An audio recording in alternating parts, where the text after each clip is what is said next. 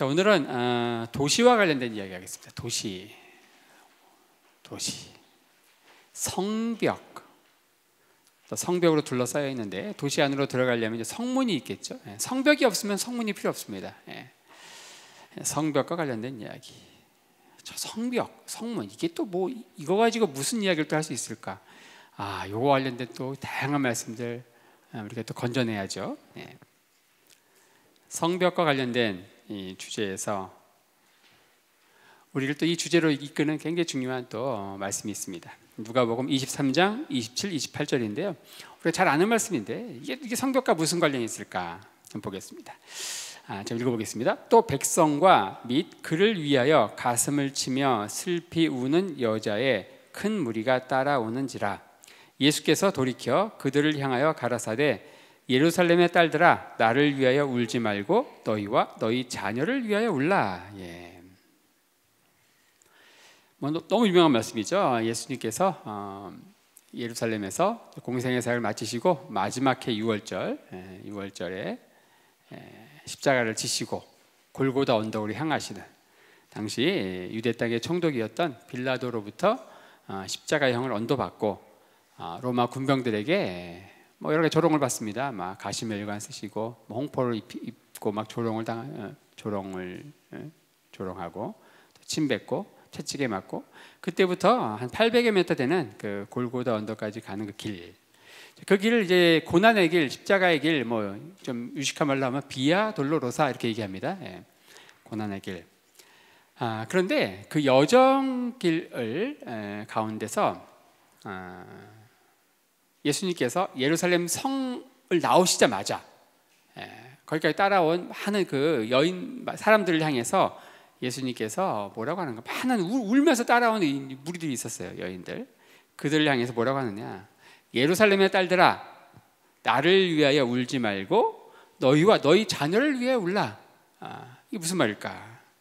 이게 성벽, 성문, 이 주제와 이게 무슨 관련이 있을까? 특별히 제가 여기서 예루살렘의 딸들아 이 부분에 좀 포인트를 뒀잖아요. 이 표현이 바로 성벽이라고 하는 주제, 또 거기에 딸려있는 성문이라고 하는 주제로 우리를 인도하는 굉장히 중요한 또 말씀이다. 자, 여러분들, 제가 이런 질문을 한번 해보겠습니다. 예수님은 왜 여기서 예루살렘의 딸들아 이렇게 얘기했을까요?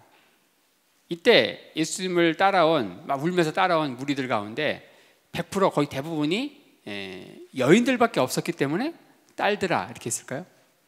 남자들, 또 한번 얘기해요. 남자들은 다 도망갔을까요? 비겁해가 다 도망갔고 여인들만 따라왔고, 아니면은 남자들은 따라왔지만 남자들은 울지 않고, 남자들 눈물 보이면 안 되잖아요. 여인들만 울고 하니까 특별히 여인들, 딸들, 그 여인들 향해 보면서 딸들 이렇게 얘기했을까요? 여기서 왜 딸들이라고 했을까? 예루살렘의 딸들아. 남자들은 과연 없었을까? 거기에는 여자들만 울고 있었기 때문에 특별히 딸들아 이렇게 했을까? 이렇게 또 볼 수 있지만 또 우리가 다르게 또 보면, 여기서 보면은 이때 예수님을 따르는 많은 무리들, 이들은 출신이 예루살렘이 아닙니다. 사실은 갈릴리예요. 갈릴리. 예수님께서 마지막 해 6월절에 예루살렘을 향해 가실 때, 예수님은 마지막 해 6월절에 이제 예루살렘 가면 무슨 일이 벌어질 걸 아셨습니다. 그래서 제자들에게도 계속 경고를 했죠. 3번이나 가서 무슨 일을 당할 것인지, 장로들에게 버림받고 죽고 사흘 만에 다시 살아날 것을 고난 예고를 하죠. 순환 예고를 갈릴리에서. 그래서 이제 예수님 때가 될 때까지 계속 저 북쪽을 가이사랴 빌립보라든지 수로보니게 지역이라든지 데가볼리 이런 지역을 계속 망명생활 도망 다니다가 결국 이제 때가 차서 예수님은 6월절 어린 양으로 돌아가셔야 되기 때문에 6월절 향해서 이제 예루살렘을 향할 때 많은 이 갈릴리 출신의 여인들이 따랐습니다. 바로 이 무리들 가운데 상당수는 갈릴리 출신이에요. 예루살렘 출신이 아닙니다. 우리가 예루살렘에 있는 유대와 저 갈릴리에 대해서 지난 시간에 한번 이야기했죠. 서로 간에 얼마나 적대 관계에 있었는가. 서로 결혼시키지 않습니다. 절대. 유대 남자들은 자신의 딸을 저 갈릴리 남자와 결혼시키는 것은 짐승에게 보내는 것 같다, 그렇게 표현했습니다. 짐승, 사람으로 보지 않았어요. 짐승. 이들은 다 갈릴리 출신이다. 그러면 이렇게 해도 더 정확하지 않습니까? 갈릴리의 딸들아 나를 위해 울지 말고 너희와 너희 자녀를 위해 울라, 이렇게 이야기해야지 맞는 거죠. 그렇죠? 여러 가지를 보더라도 이 딸들아 왜 굳이 딸일까? 남자들은 없었을까? 남자들은 울지 않고 여자들만 울었기 때문일까? 그렇게 보더라도 좀 이상한데 왜 예루살렘의 딸일까? 이들은 다 갈릴리에서 온 사람들인데 갈릴리의 딸들아 이렇게 해야지 맞다는 거죠. 자, 이게 바로 성벽과 성문, 또 거기에 딸려 있는 주변의 이 도시들과 관련된 이런 표현들, 그런 주제로 우리를 인도한다. 자, 먼저 도시와 도시에 속한 딸들, 이런 표현이 있습니다. 우리는 이제 도시와 시골 이런 표현이 있습니다. 도시가 있고 시골이 있죠. 오늘날은 현대인들은 특히 우리나라 같은 경우 도시와 시골을 어떻게 구분합니까? 그러니까 오늘날은 도시와 시골 그러면은 인구수로 대략 나라마다 다를 겁니다. 우리나라는 10만이면은 10만이라는 숫자가요, 여러분들 굉장히 인구 많은 겁니다. 외국 같은 경우 뭐 10만이면 진짜 대도시죠, 막 그런 나라들 많죠.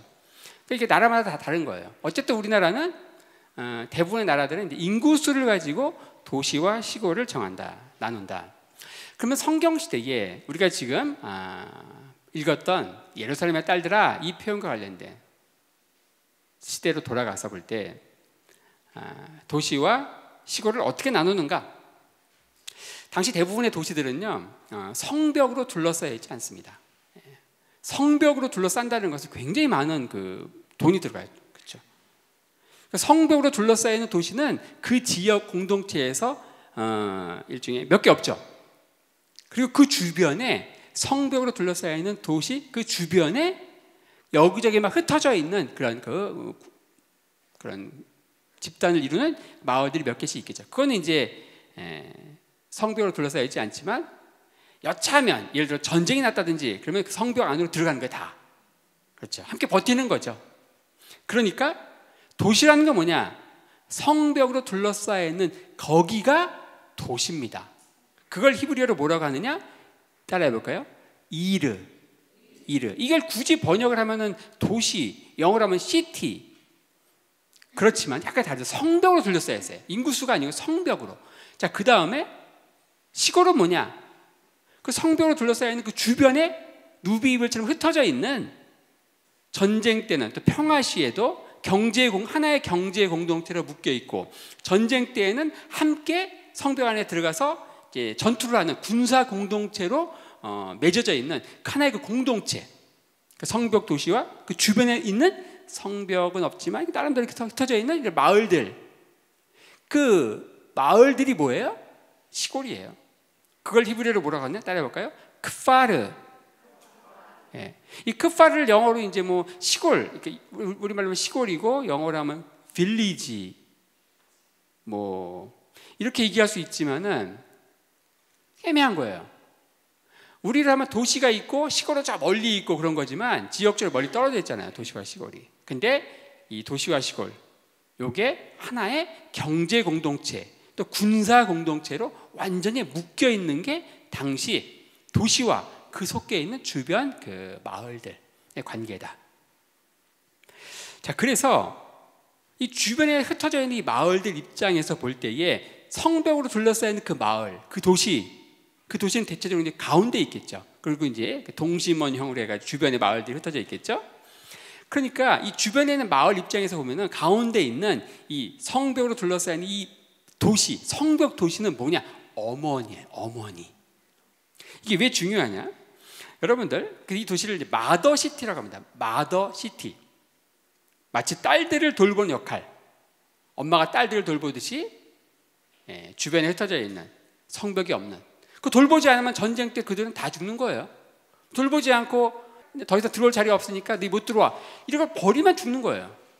그 주변에 있는 마을들은 딸들, 그 도시의 성벽 도시, 마더시티에 속해 있는 딸들이라고 한다. 자, 그 성벽 도시가 엄마라고 하면 엄마. 그러니까 우리 한국말은 단어에 성이 없죠. 이게 여성이고 남성이고 그런 거 없죠. 여러분들 우리 그런 게 없기 때문에 힘든데 독일어라든지 이런 거 공부하면 영어도 없죠. 근데 독일어 이런 거만 봐도 어때요? 다 있죠. 있습니다. 그래서 성이 있는 대부분의 그 언어에서 이 도시는 전부 남성형입니까? 여성형입니까? 여성형이에요. 여성형. 그게 어디에서 온 것이냐? 히브리에서 온 거예요. 히브리어. 여성형입니다. 이 성벽으로 둘러싸여 있는 도시가 엄마다. 마더시티다. 이게 엄마예요. 그러면은 이 성벽은 뭘까요? 성벽. 성벽으로 둘러싸인 도시 그 자체가 엄마라고 하면은 그 중에서 특별히 이 성벽은 뭘까요? 엄마의 그 치마예요. 스커트예요, 스커트. 영어 표현에 아웃스커트. 이게 치마 바깥이잖아요. 근데 치마 바깥이라고 번역하지 않죠? 변두리 이렇게 번역합니다. 변두리. 그러니까 성벽 바깥에 이 변두리, 외곽 지역. 이거를 영어 표현에 아웃스커트. 궁금하시지 않았습니까? 왜 스커트 바깥이 왜 변두리일까? 이게 또 여기서 온 거라는 거죠. 마더시티, 성벽은 그 엄마의 스커트고 그 바깥에 있는 이런 빌리지들을 전부 다 우리 지금은 변두리라고 하지만 그게 다 시골이다. 자, 성 안에. 그럼 성 안에는 어떤 사람이 살고 이 성 밖에는 어떤 사람들이 살까요? 여러분들 같으면 당신이 태어났다 그러면 성 안에 살 것 같아요? 성 밖에 있을 것 같아요? 네. 일단은 한 10%의 인구만이 이 성벽 안에서 살 수 있습니다. 어떤 사람이 사느냐? 일단 그 성에 성주가 살겠죠. 성주. 그리고 그 성주를 지키는 군사들, 호위대 군사들이 살 겁니다. 그리고 그 성에 막대한 세금을 내는 부자 상인들이 살겠죠. 그리고 그 성을 지키는 군사들도 성 안에 살겠죠. 그 다음에 그 성의 안위를 기원하고 축복해주는 어떤 제사장 그룹, 사제 그룹도 성벽 안에 살 겁니다. 그러니까 이 여기에 제가 언급한 여기에 속하지 않는 대부분의 소위 말하는 민초들, 서민들은 다 성 밖에 있는 거예요. 가난한 사람들은 성 밖에 살고 평소에는 자기가 낼 수 있는 만큼 해서 뭐 전체적으로 보면 뒷골이만 하지만 또 본인 입장에서 보면 굉장히 많은 퍼센트의 세금을 내고 그걸 내지 않는 사람들은 전쟁 때 성 안으로 들어오는 데 있어서 우선순위에서 밀리겠죠. 그럼 마더시티 안에 들어가서 그 엄마의 치마자락 안에서 보호를 받는다. 자, 그래서 이 딸이라고 하는 표현, 이 딸 앞에 사람이 나오면은 그 사람의 딸입니다. 하지만 그 딸 앞에 도시 이름이 나오면은 그 도시에 딸려 있는 시골 마을들, 크파르들, 누비집을 널려 있는 그런 그 민초들의 그런 그 마을들을 의미한다.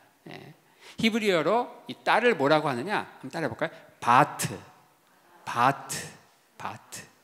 이 바트가 이제 딸인데 이 바트 앞에 사람이 나오면은 이 바트는 그 사람의 딸입니다. 도터인데, 근데 그 앞에 도시가 어떤 도시가 나온다? 그럼 그 도시는 뭐예요? 성벽으로 둘러싸이는 마더시티이고, 그리고 딸들 그러면은 거기에 속해 있는 경제 공동체, 군사 공동체로서의 크파르, 빌리지, 시골 마을들을 포함하는 것이다.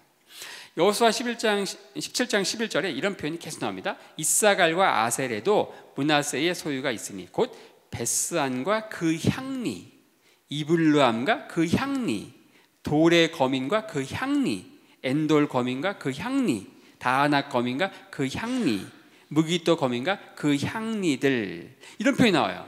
여기 언급한 베스안, 이블르함, 그리고 돌, 엔돌, 다아낙, 무기또, 이거 전부 뭘까요?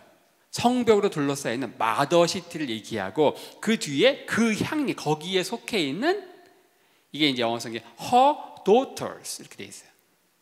이게 히브리어는 바노테하, bat 셸라, 그녀의 딸들. 그녀겠죠? 여성이니까 her, his가 아니고 her로 봤습니다. her daughter, 바노테하, 이렇게 언어로 되어 있습니다. bat 셸라. 그러니까 이 향리, 이 느낌 아시겠죠? 이 앞에 있는 것들은 전부 성벽 도시이고 그 주변에 딸려 있는 나머지 굳이 이름 언급하는 것도 의미가 없는데 그냥 뭉뚱그려가지고 향리, 딸들 이렇게 표현한다는 것이죠. 자, 그 다음에 스가랴 9장 9절에 이런 표현이 있습니다. 시온에 따라 크게 기뻐할지어다, 예루살렘에 따라 즐거이 부를지어다, 보라, 내 왕이 내게 임하나니 그는 공의로우며 구원을 베풀며 겸손하여서 나귀를 타나니 나귀의 작은 것 곧 나귀 새끼니라. 굉장히 유명한 말씀입니다. 이 말씀 스가랴서 9장 9절 말씀이 그대로 예언이 성취된 게 바로 예수님께서 벳바게에서 나귀를 타고 입성하시는 그 종려 주일날 있었던 승리의 입성, 그 사건. 그때 예수님께서 이 벳바게라고 하는 도시에서 나귀를 타고 예루살렘 성 안으로 들어가십니다. 나귀를 탄다. 여기서 시온의 딸 뭘까요? 시온. 이 딸도 그 앞에 시온이라고 하는 어떤 그 시온은 어디일까요? 예루살렘입니다. 그러니까 도시 이름이 나왔으니까 이 딸은 뭐예요? 그 도시에 속해 있는 주변에 성벽이 없는 작은 촌락들, 향리들을 의미하겠죠. 여러분들 예루살렘은 당연히 성벽 도시이죠. 거기 수도인데요. 성벽도 굉장히 특히 북쪽 같은 경우는 삼중 성벽으로 세 개의 성벽으로 둘러싸여 있습니다.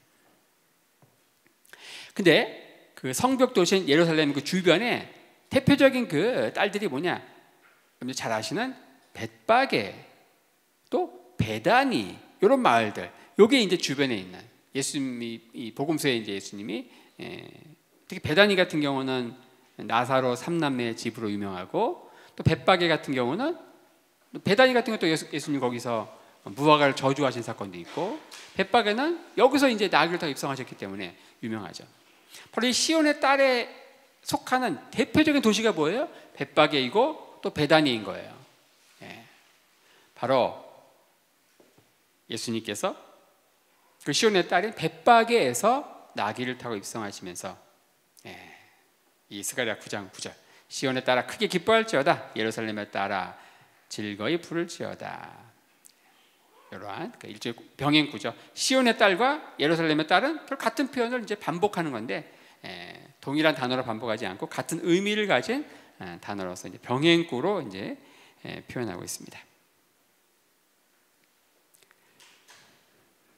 자, 예수님은 십자가를 지고 가시면서 빌라도 총독이 있던 곳에서 로마 총독에게 로마 군병들에게 넘겨주시고 거기에서부터 십자가를 치시고 결국은 성 밖에 있는 골고다 언덕을 향하면서 그러다가 이제 바로 예루살렘 성문 바깥으로 나오면서 자신을 계속 따라오는 그 여인들을 보면서 뭐라고 하는 거예요? 예루살렘의 딸들아. 이 성 밖에 이제 성 밖에 나오자마자 이 말씀을 선포하시거든요. 나오자마자 그 여인들 향해 선포하면서 예루살렘의 딸들아, 나를 위해 울지 말고 너희와 너희 자녀를 위해 울라. 자, 이게 예수님이 돌아가시고 나서 거의 한 세대 후 AD 70년, 예수님께 돌아가시는 게 AD 30년이라고 보면은 AD 70년에 예루살렘 성이 포위가 되고 열심당원들이 주도한 그 대봉기, 로마에 맞서는 대봉기가 일어나고 결국은 그 예루살렘의 딸들, 성 안으로 들어오지 못한 많은 그런 그 사람들은 처참하게 다 죽는 거죠.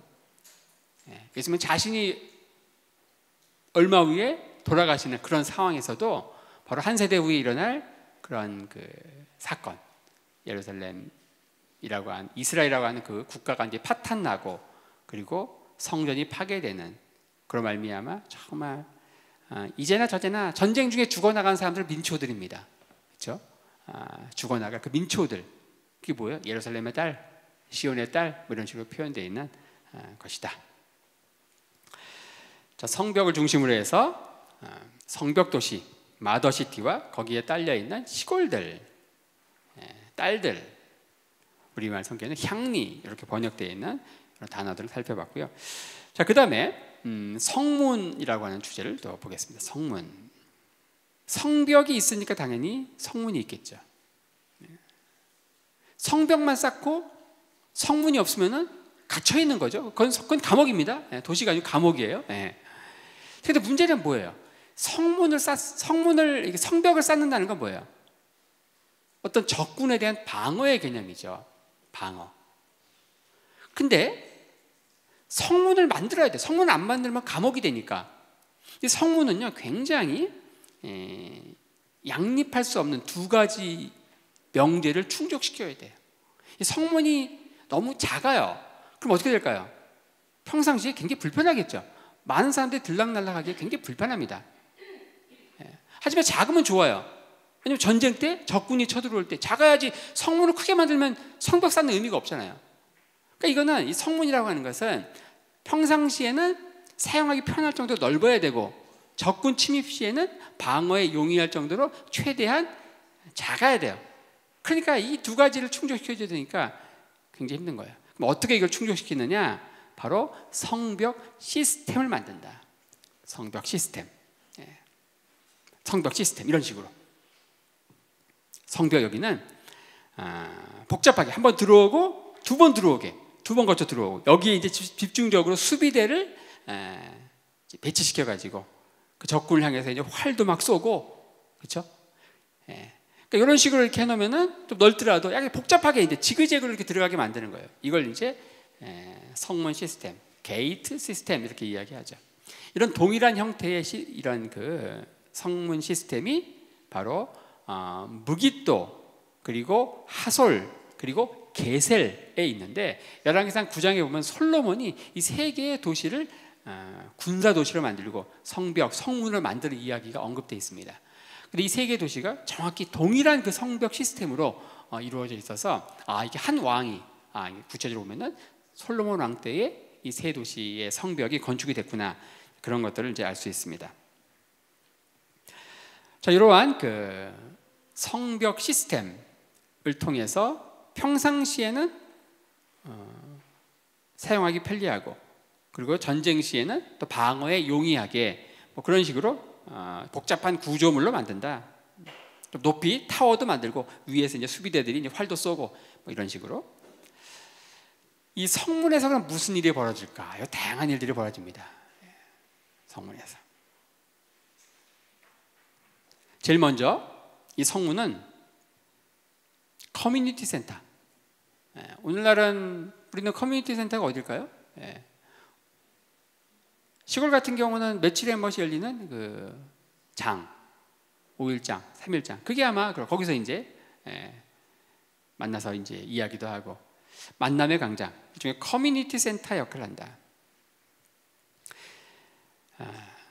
바로 여기에서 많은 사람들이 이제 오가기 때문에 안 좋은 이야기, 루머들도 퍼져나가고 또 좋은 소식들, 소문들도 퍼져나간다. 소문이 퍼져나가는 진원지가 바로 이 성문이다. 그래서 잠언 31장에 보면 이런 말씀이 있죠. 고운 것도 거짓되고 아름다운 것도 헛되나 오직 여호와를 경외하는 여자는 칭찬을 받을 것이라.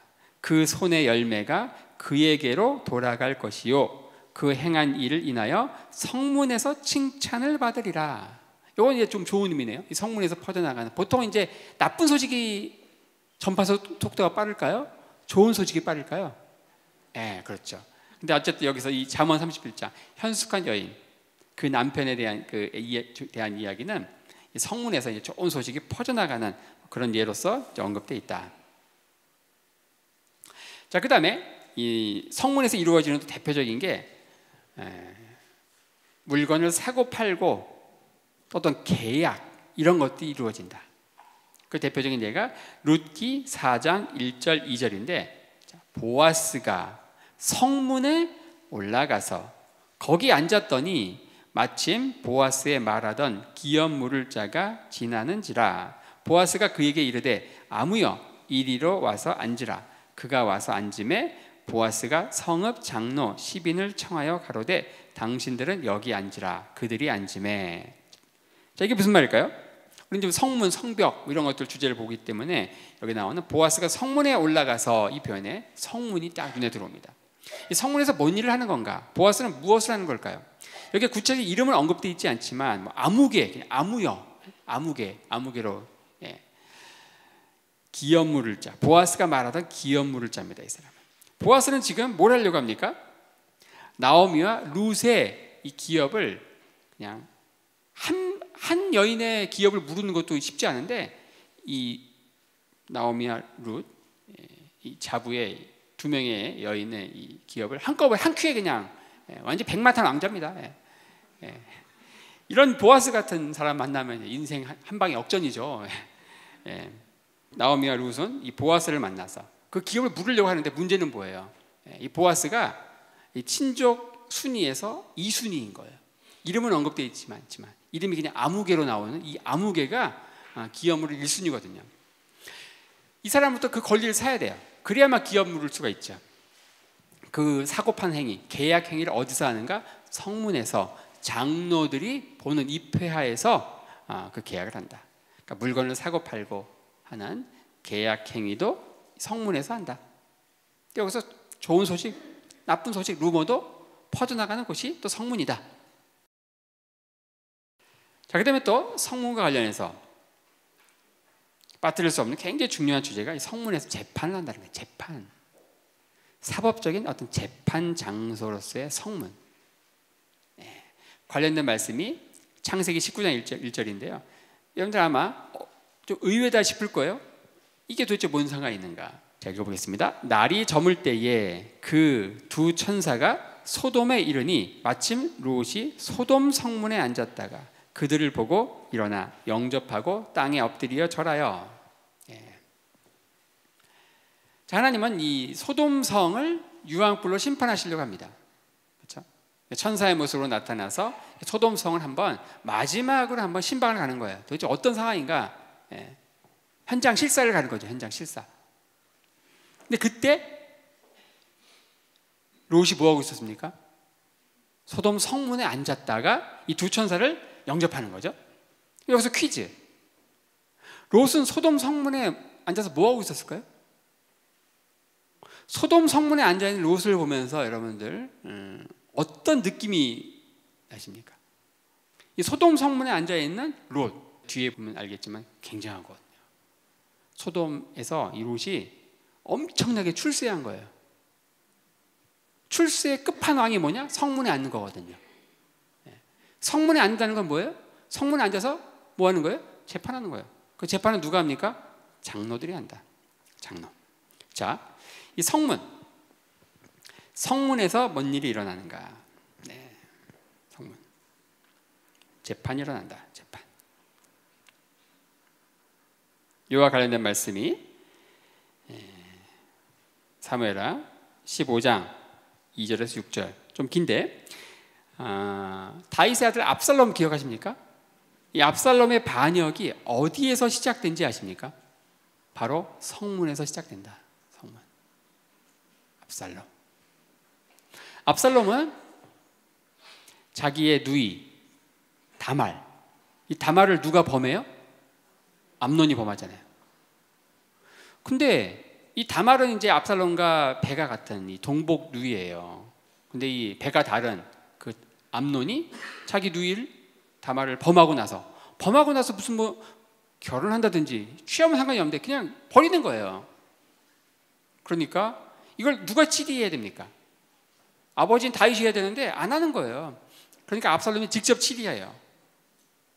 바알 하솔에서 양털 깎는 의식을 하면서 왕자들을 다 부르고 죽이는 거예요. 이 암논을 죽입니다. 그리고서 어디로 도망갑니까? 저 구술 땅으로 도망가고 거기에 3년 동안 이제 망명해 있다가 이 부자지간의 그 관계를 회복시켜준 사람이 누구예요? 중재한 사람이 요압입니다. 돌아오죠. 돌아왔는데도 이 아버지 다윗은 이 압살롬을 만나주지 않는 거예요. 2년 동안 만나주지 않는 거예요. 그러니까 다윗은 우리가 생각할 때 이 아버지로서의 다윗은 상당히 실패한 아버지예요. 그렇지 않습니까? 왜 실패했을까요?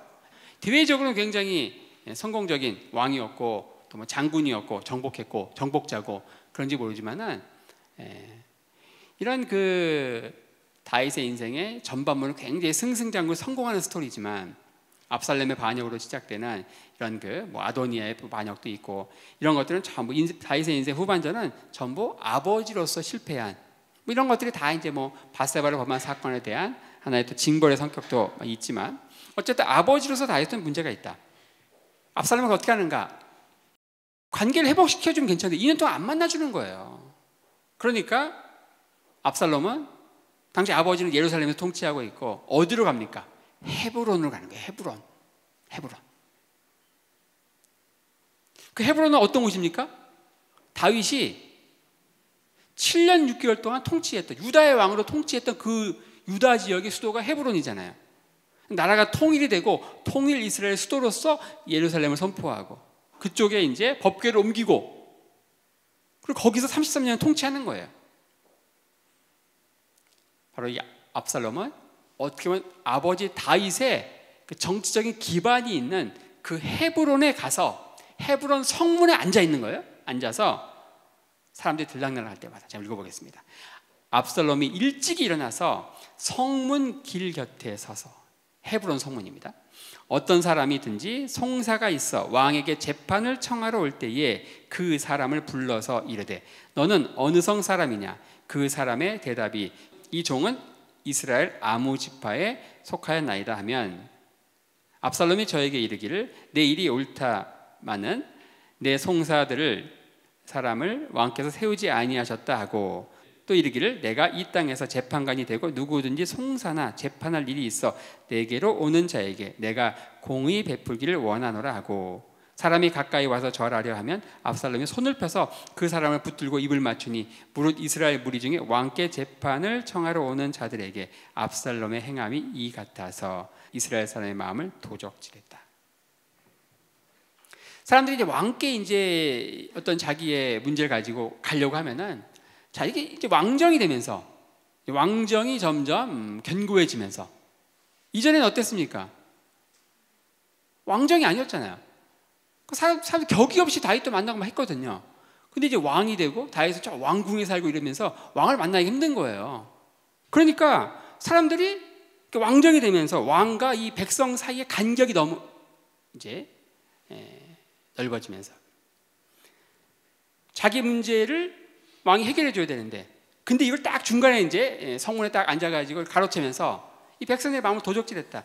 내가 정말 그 재판할 수 있는 이치면은 내가 이거 해결해 줄 수 있는데 하면서 성문에 앉아가지고 압살롬은 백성들의 마음을 도적질했고 이 성문에서 도적질이 시작되었다.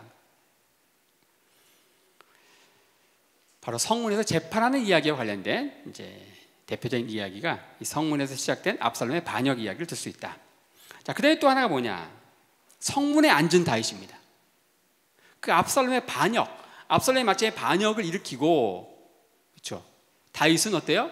그 헤브론, 다윗은 자기 자신의 정치적인 기반인 그 헤브론 사람들이 자기 아들 압살롬 편에 가담하면서 그 압살롬의 반기를 드는 그 반역의 중심이 된 거예요.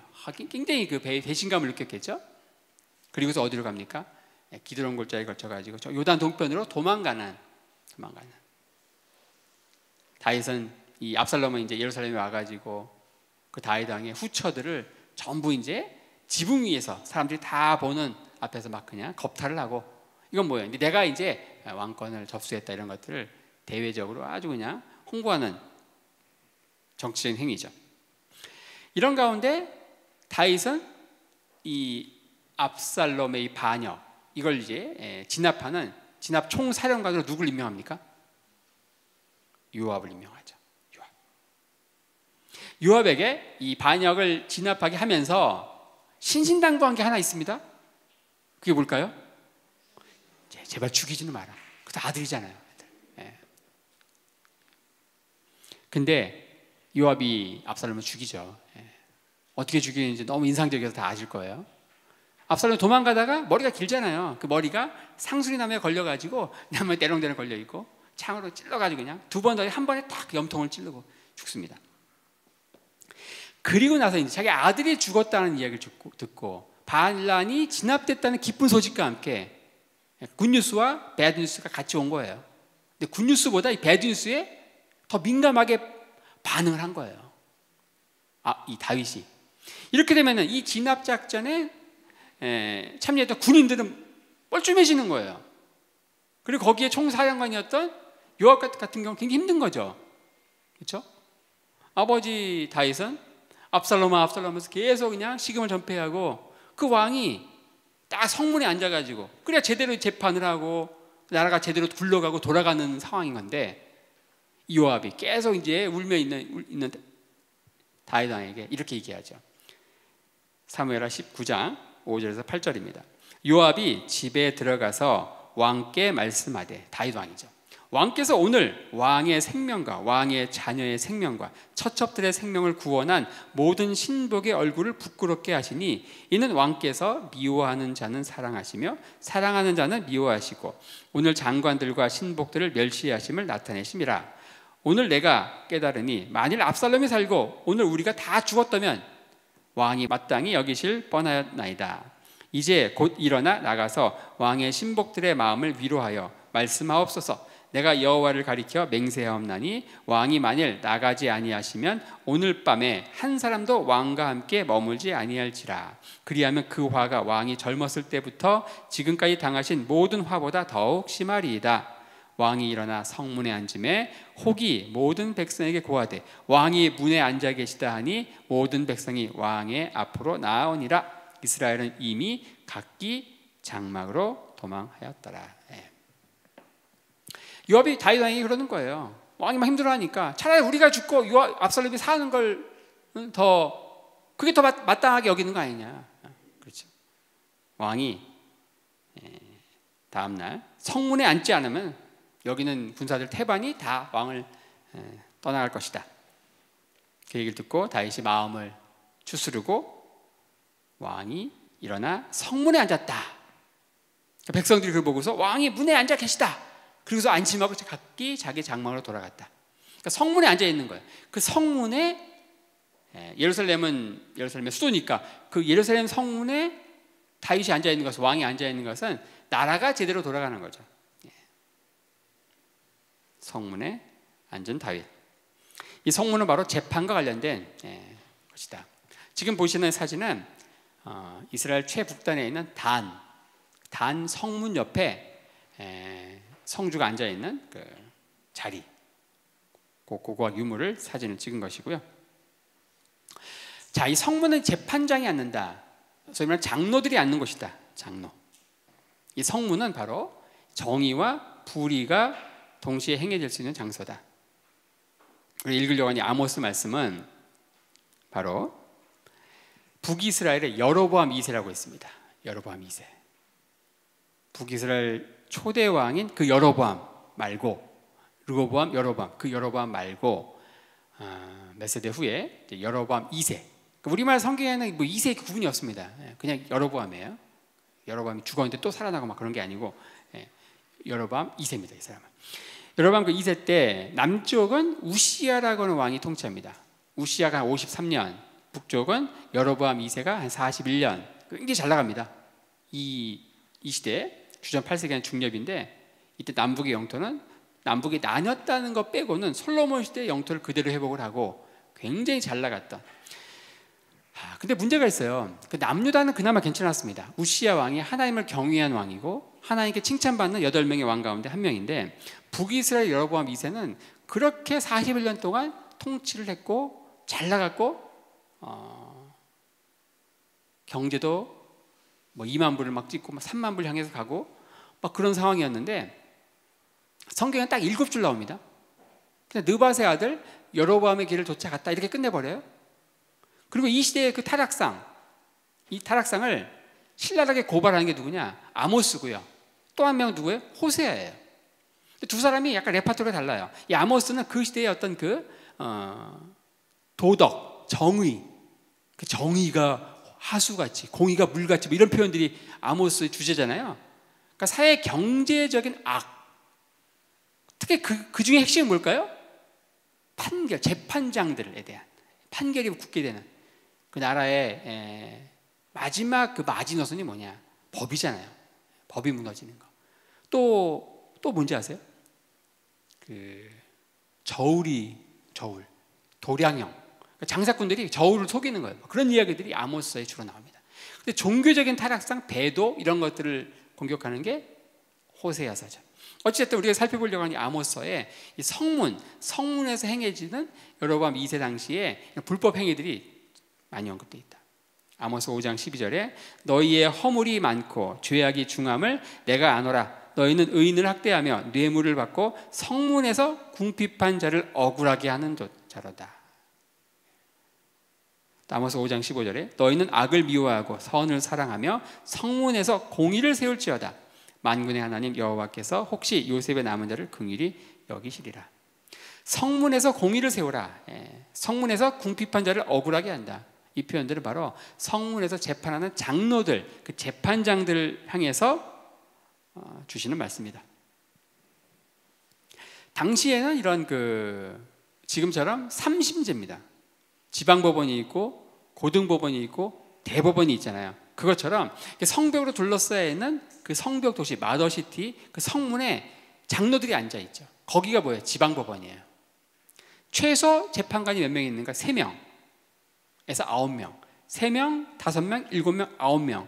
대부분은 재판장, 재판관 전원 만장일치에 의해서 판결을 합니다. 그 다음에 뭐냐? 우리 배웠죠. 성전과 절기편 할 때에 예루살렘 성 안에 또 23명으로 이루어져 있는 고등법원이 있고, 산헤드린 71명으로 이루어진 대법원이 있고, 어찌됐든 이 성문에 있는 그 3명에서 9명까지 있는 홀수로 이어지는 이 재판관들, 이들이 앉아있는 장소가 바로 성문이다. 재판관들, 아모스에 언급되어 있는 성문은 전부 부정적으로 언급되어 있는, 여기서 정의가 행해지고 뭐 그런 얘기 없습니다. 자, 그때도 재미난 말씀이 바로 시편 24편 7절이다. 문들아 너희 머리를 들지어다. 영원한 문들아 들릴지어다. 영광의 왕이 들어가시리로다. 뭐 잘 아시는 말씀입니다. 이게 또 유명하죠. 노래도 있잖아요. 문들아 머리 들어라. 이 시편에 나오는, 우리가 이제 찬양도 하는 이 문들아 머리 들어라. 문들이 어떻게 머리를 들 수 있죠? 여러분들 이 말씀에 순종하려면 어떻게 해야 될까요? 여러분들 집에 있는 모든 문자 뽑아가지고 들고 있어야 될까요? 문들이 어떻게 머리가 있습니까? 문들이 어떻게 머리 들어요? 문들아 머리 들어라. 그럼 우리가 어떻게 순종할 수 있는가? 이것은 바로 성문에 앉아있는 장로들 향한 은유적인 표현이에요. 성문에서 재판하는 장로들, 형상제 뇌물 받고 그런 짓 하지 말고 머리를 빳빳하게 들 정도로, 구린 게 아무것도 없는, 하나 털어 먼지날 게 없이 그렇게 공의로운 재판을 해라. 문들아 머리 들어라. 이것은 바로 성문에 앉아 재판한 재판관들에게 공의로운, 정의로운 재판을 하고, 구체적으로 하면은 뇌물을 받고 판결을 굽게 하는 그런 행위를 하지 말라고 하는 재판장 관련된 그 은유적인 표현입니다.